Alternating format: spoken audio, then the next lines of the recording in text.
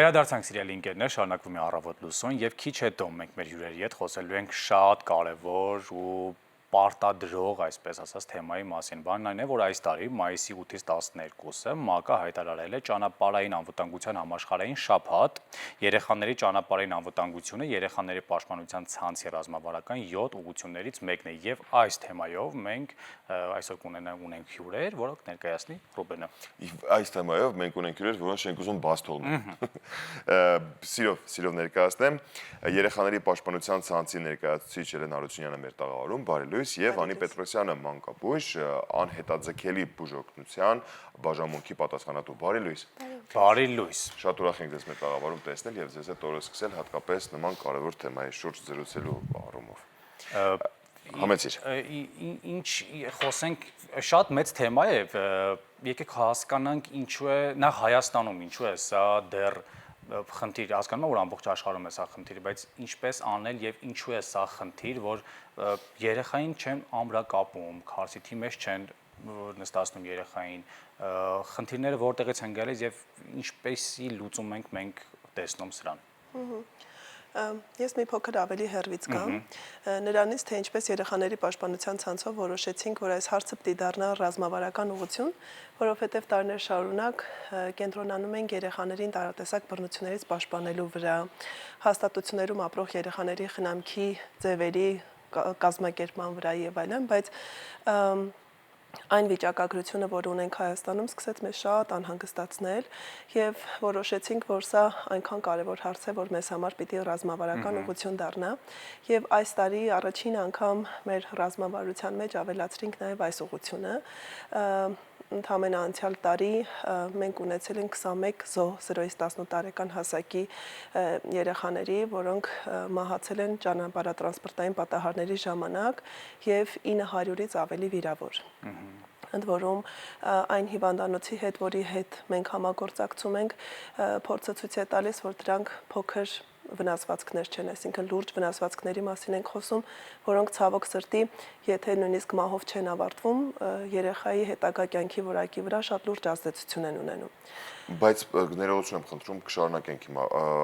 հստակ խնդիրը եղել է ամրագոտու եւ քարսիթի այդ բոլոր դեպքերի։ Բոլոր դեպքերում Թե ուղղակի կարող ենք նաև դիտարկել դրանց մեջ դժբախտ պատահարներ, որոնք ինչքան էլ ամրագոտին կար կամ քարսիթը։ Դե այս բոլոր երեխաները, 21 երեխաներ իրենք ամրակապված չեն եղել։ Եվ հեղինակավոր աղբյուրների հետազոտությունները ցույց են տալիս, որ մեքենայում, երբ որ երեխան մանկական նստատեղի վրա է, քարսիթի, բուստերի կամ եթե 12 տարեկանից բարձր է եւ ամրակապված է, 71%-ով նվազում է մահվան ռիսկը։ Ես այն հեռուստադիտողների համար հատուկ այս հարցը բարձրացրեցի, որ նրանք հանկարծ չկարծեն, դուք ասում եք բոլոր դեպքերը, որոնք գրանցվել են։ Դե գուցե նրանք մենք խոսում ենք ցելներս այն դեպքերի մասին, որոնք չեն եղել ամրակապված եւ չեն եղել քարսիթի մեջ նստեցված երեխաներ։ Հետևաբար մենք ունենք այս ցուցանիշը։ Եվ այդպես համատեղեցինք մեր ջանքերը մանկական հեղինակավոր հիվանդանոցներից մեկի հետ Հայաստանում գործող եւ փորձեցինք համատեղ այս իրազեկման արշավը անել, ինչպես հավանաբար ձայնիցս զգացվում է, ես այս շաբաթվա ընթացքում այնքան շատ եմ խոսել այս խնդրի վերաբերյալ, որ ուղղակի ձայնալարերս դավաճանում են արդեն։ Թող միշտ ձեր ձայնալարերը նման հարցերի շուրջ դավաճանան։ Շատ լավ, որ ինչ հիմնական վնասվածքներ են ստանում երեխաները, երբ ամրակապված չեն լինում ճանապարհատրանսպորտային։ Եվ ոչ միայն ֆիզիկական կարծում եմ։ Այո, այս թեման շատ արձիական եւ կարևորագույն է հատկապես մեր ժողովրդի համար, քանի որ վերջին տարիներին ենք սկսել ուշադրություն դարձնել ճանապարհատրանսպորտային անվտանգության կանոնների պահպանմանը, ցավոք դեռ չենք հասել գոնե միջին մակարդակի, որպեսզի կարողանանք ապահովել մեր երեխաների անվտանգությունը։ Վնասվածքները տարբեր են, սկսած թեթև աստիճանի քերծվածքներից ընդհուպ մինչև այնպիսի ծանր գանգուղեղային տրավմաներ, որոնք կարող են կյանքի հետ անհամատեղելի լինեն, ինչպես նաև հասցնել ծանր հաշվանդամության երեխայի։ Ունենում ենք վերջույթների կոտրվածքներ, ներքին օրգանների վնասումներ, ողնուղեղի վնասումներ, որոնք անդրադառնալի հետևանքներ կարող են ունենալ երեխայի։ Եվ ինչպես Էլենը նշեց, եթե մենք ամրակապված ենք կամ համապատասխան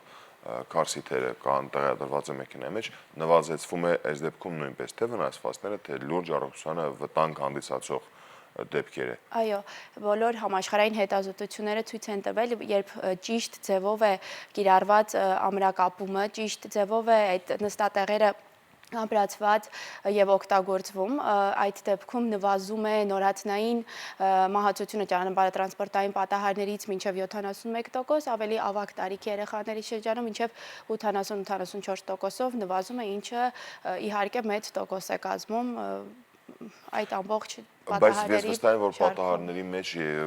լինում են պատահարներ ավելի ճիշտ, որ ոչ միայն ֆիզիկական վնասվածքներ են երեխաները ստանում, այլ նաև վախի, հոգեբանական նաև։ Իհարկե,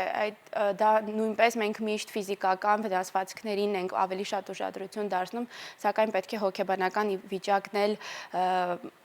հաշվի առնել այդ երեխաներ, ովքեր ծանր տրավմաներ են ունենում, նրանց հետ վերականգնման շրջանում նաև հոգեբաններն են աշխատում։ Բավականին երկար հոգեբանական հոգեթերապիաների են հաճախում, որպեսզի կարողանան դուրս գալ այդ ստրեսային իրավիճակներից։ Ես վստահ եմ, որ մեքենա վարողները Նիկան է թվում նույնպես կփաստեն, երբ որ ամրագոտին կա, մի տեսակ ապահովություն կա, մի տեսակ ձգվում ես, մի տեսակ այսպես ավելի ոնց ասեմ, համապատասխանատվություն կա։ Այո, համաձայն եմ։ Իսկ երբ որ ամրագոտին դե ասես դե լավ քաղաքի մեջ ախր ամրագոտի գցել ես որն է։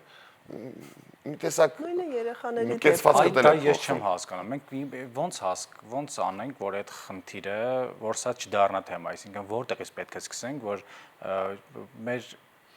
ազգի մտածելակերպի մեջ երեխային քարսիտ նստածնելը դառնա նորմալ բան, որը որ չգիտեմ, ջուր խմում ես, ծառավի ջուր ես խմում, դա էլ այդպես պետք է լինի։ Ինչից պետք է սկսվի այդ կետը, մոդա պետք է անգենի, ինչ պետք է լինի, չգիտեմ։ Նորմալը տարիներ շարունակ եղել է առանց քարսիթերի երթևեկելը եւ մարդիկ ուղղակի սովոր են դրան։ Հիմա արդեն պետքա նորմալը դարձնենք քարսիթերով երթևեկելը, ամրագոտիներով երթևեկելը։ Բացի այն, որ նմանատիպ եթերների, տարբեր իրազեկման արշավների, բժիշկների կողմից ծնողներին վախեցնելու միջոցով լինի, այլ նաեւ հավանաբար կարեւոր է բարեկների միջամտությունը։ Բարեկները շատ հարցերում փորձում են կարգավորել երթևեկությունը եւ օրինակ եթե յուրաքանչյուր բարեկ կանգնեցնի մեքենան, ասի որ գիտեք, նկատում եմ որ մեքենայում երեխա կա, բայց տեսնում եմ որ օրենքով սահմանված է, վարչական տուգանք կա նույնիսկ։ Եվ ելի մի հետաքրքիր հետազոտության մասին ասեմ, վիճակագրություն, որը ցույց է տալիս, որ 2024 թվականին եթե 5000 վարչական տուգանք է եղել, 2025-ին արդեն գերազանցել է 11000-ը։ Սա ցույց է տալիս, որ բարեկներն էլ ավելի ուշադիր են լինում, որտեղ վստահ եմ, եթե ամեն օր բարեկներ ուշադրություն դարձնեն նրան, թե արդյոք երեխա կա մեքենայում արդյոք ամրակապված է թե ոչ, այդ դեպքում այս 11000-ը գուցե 100,000 էլ դառնա, բայց երբ որ այսպես ուշադրություն դարձնեն նաև այդ ասպեկտով, հնարավոր է որ ունենանք փոփոխված դրություն այս մասով։ Իսկ մինչև քանի տարեկան պետք է նստեին պարտադիր քարսիթի մեջ։ Օրենքը եւ տարբեր հեղինակավոր կառույցների ուղեցույցներում նշում է, որ դա 12-13 տարեկանն է, կախված երեխայի քաշից եւ հասակից։ Մինչև 2 տարեկանը 12 Այո, դրանից հետո արդեն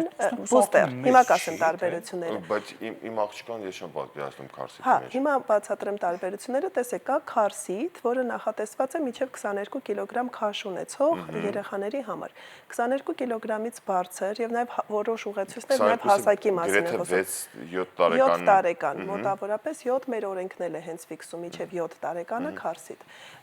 7 տարեկանից հետո կամ մոտավորապես 22 կիլոգրամ քաշից ավելի բարձր տարիքի երեխաների դեպքում խորհուրդ է տրվում բուստեր։ Բուստերը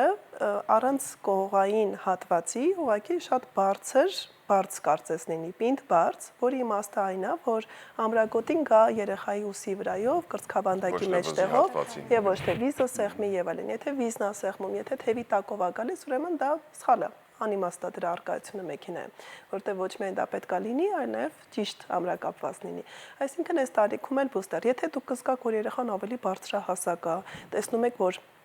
ամրագոտին ճիշտ է նստում իր վրա, ուրեմն գուցե բուստերի կարիքն էլ չլինի ավելի վաղ, մինչև 12 տարեկան։ Հարցը կայանում է նրանում, որ պետք է ճիշտ ձևով ամրագոտին անցնի մարդու մարմնի վրայով։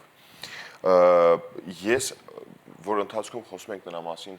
ախր քարսիթը ժամանակին գուցե դուք էլ ձեր խոսքում չնշեցիք։ եկեք այս տեսակ մի բան, մեր հերոստատողների բանը, ես ինձ արդեն մասնագետի տեղ եմ դրել էլի, որ ժամանակին, երբ որ մենք երեխաներին գրկում էինք կամ չգիտեմ, տենց հայրը որոշում էր երեխան պետք է իր գոքը նստի, ու այսպես մեքենան վարելով գնան Էջմիածին, այլ քաղաք։ Եղել է, բոլոր ետել եղել է ինչ։ Ամբողջ Հայաստանում մատների վրա կարող էինք հաշվել, թե ինչքան մեքենա կար։ Ես իմ անկությունն է հենց նոր պատմում։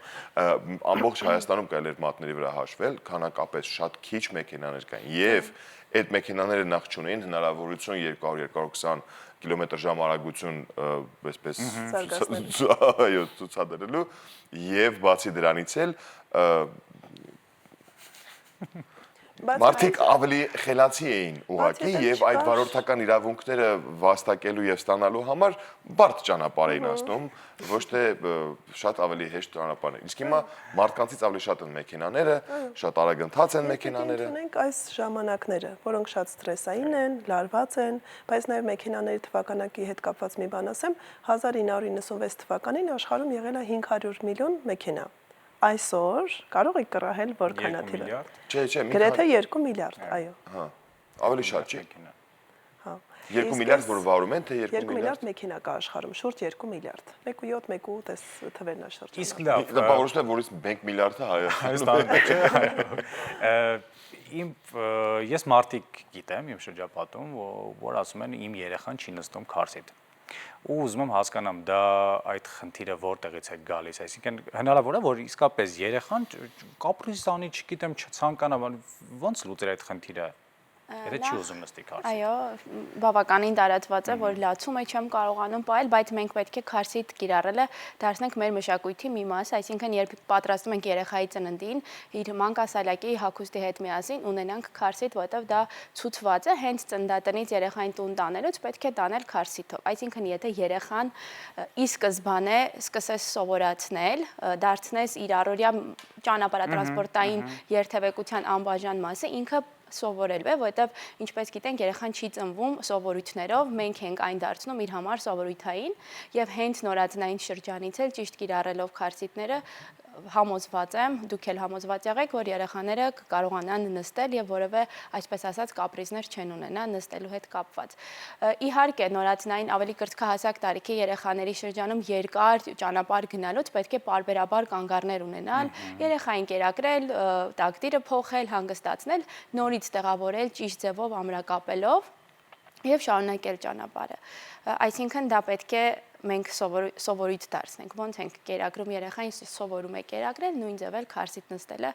հաստատ սովորույթային կարելի է դարձնել երեխաների շրջանում։ Հատկապես երկար ճանապարհ գնալուց։ Հատկապես երկար։ Նո, կարճ ճանապարհ փորձը ցույց է տալիս, որ ավելի շատ պատահարները կարճ ճանապարհների դեպքում են տեղի ունենում, անգամ երբ դու վստահ ես, որ կամանց ես քշում, այսինքն 30-40 կիլոմետր/ժամ արագությամբ ես գնում, բայց դու վստահ չես, թե դիմացի ավտոմեքենան ինչ արագությամբ կարող է գալ եւ ինչ հարված կարող է հասցնել քո ավտոմեքենան։ Հետո հոգեբանորեն էլ կարճ ճանապարհի ժամանակ մի տեսակ հանգստություն կա, իսկ երկար ճանապարհի ժամանակ պատասխանատվություն կա։ Երկար ճանապարհ երբ որ մենք վարում ենք, մենք անիվները չենք ստուգում, ինչքան աննորմալ է, ամորտիզացիաները, չգիտեմ, այնտեղ սպանակները նորմալ են թե չէ, բայց հանկարծ եթե մենք դիլիջան ենք գնում, վայ, մի հատ սա գնում ենք վարպետի մոտ, մի հատ ստուգում ենք, ամեն ինչ տեղն է, ամեն ինչ պտուտակներ բան, ամեն ինչ նորմալ ձգված է, նոր նստում գնում ենք։ Իրականում ես կարծում եմ, որ մյուս տարի նույնպես եթե հանդիպենք, բայց մինչև մյուս տարի կարող ենք հաճախ հանդիպել, եթե դուք ազատ եք, համեցեք, մենք ուրախ կլինենք ձեզ հետ սրճել։ Մյուս տարի որ հանդիպենք, մեր ցուցանիշները այլ կլինեն ու կխոսենք ավելի դրական ու կասենք շատ շնորհակալություն մեր հասարակությանը, մեր հայրենակիցներին, որ նրանք այս հարցի շուրջ նույնպես մենք կրթվեցինք եւ այսօր այլ ցուցանիշներ ունենք։ Շնորհակալություն ձեզ, որ մեր հետ օրը սկսեցիք ու այս կարևոր թեմայի շուրջ եւս առիթ ունեցանք զրուցելու, հարցեր բարձրացնելու, վստահ եմ մեր շերտատողները նույնպես շատ տարբեր հարցերի պատասխաններ եւ նաեւ կշռադատելու հնարավորություն ունենան այս բայից սկսած։ Իսկ մենք սիրելի հեռուստադիտողներ, շարժվենք առաջ։